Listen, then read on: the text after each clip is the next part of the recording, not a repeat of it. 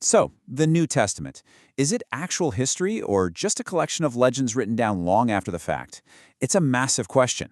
Now today, we're not going to tackle this as theologians. Nope. We're putting on our investigator hats and weighing the evidence for these ancient documents just like any other historical text. But hold on. Before we even touch the New Testament, we gotta back up and ask a much bigger question. How do we know if any text from the ancient world is reliable? I mean, whether you're talking about Caesar's war diaries or the Gospels, historians actually have a standard toolkit they use to figure out what's fact and what's fiction. So here's our game plan. First, we'll lay down some ground rules for this kind of investigation. Then, we're diving into the manuscripts themselves, the physical documents. After that, we'll hunt for clues inside the text, see if there's any outside confirmation, and finally, we'll put it all together and weigh the evidence. All right, first up, the ancient document question. Now this is so important. Before we look at even one shred of evidence, we have to talk about the starting assumptions an investigator might bring to the table. Why? Because those assumptions can totally change how you see everything that follows. So this really boils down to two totally different ways of thinking. On one hand, you've got a priori reasoning. This is where you basically start with your conclusion already made up. Like, if you decide from the get-go, supernatural stuff can't happen, well, then any story with a miracle in it is automatically thrown out as a legend. Case closed, right? But then there's the other way, a posteriori reasoning. This is the complete opposite. You hold off on making any conclusion until after you've looked at all the evidence. It's a let the evidence speak for itself approach. And that difference is going to be huge for our investigation. Okay, so now that we've set the ground rules, let's get our hands dirty with the first line of evidence. We're going to use something called the bibliographic test, and this is all about looking at the physical documents themselves. So what exactly is this bibliographic test? Well, it's actually pretty straightforward. Historians ask two key questions. First, how many copies of the manuscript do we have? And second, what's the time gap between when the original was written and our oldest surviving copy? It makes sense, right?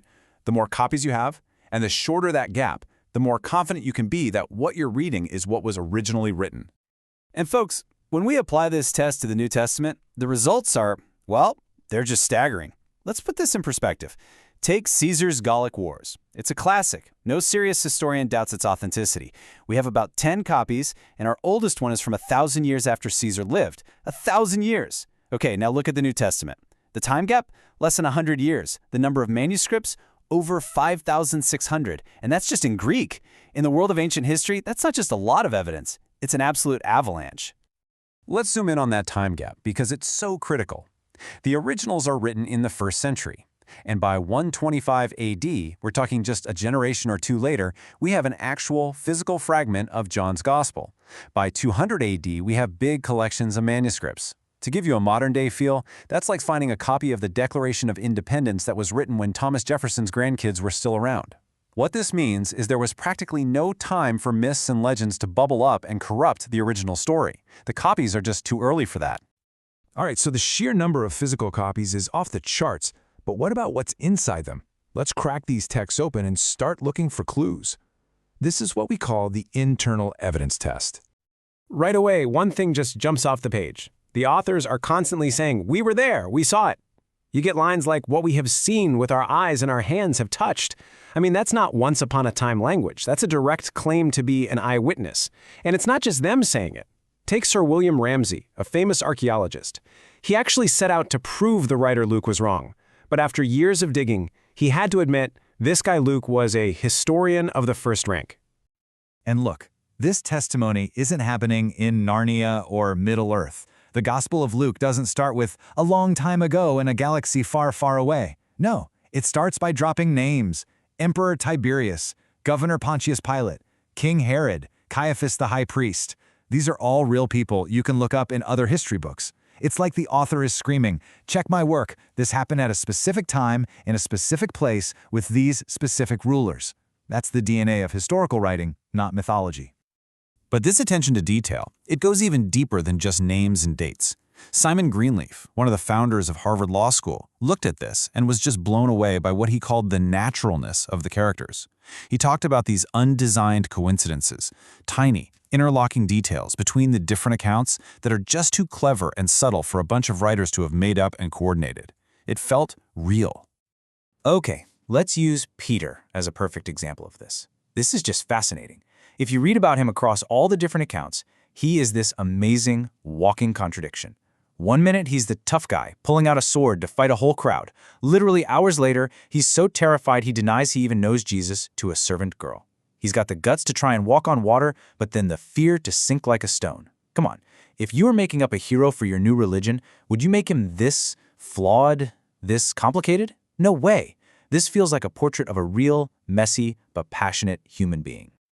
Okay, so we've seen the mountain of manuscripts, and we've found clues inside the text that point to it being real history.